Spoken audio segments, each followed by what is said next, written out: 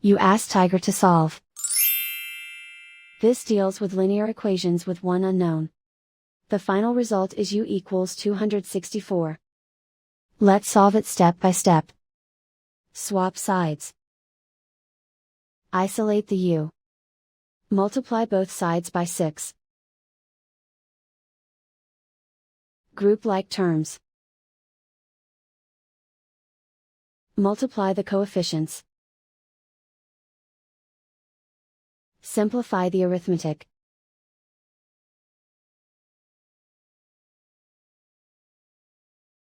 Convert the u into a positive number. Multiply both sides by -1. Remove the ones. Simplify the arithmetic. And so the final result is u equals 264.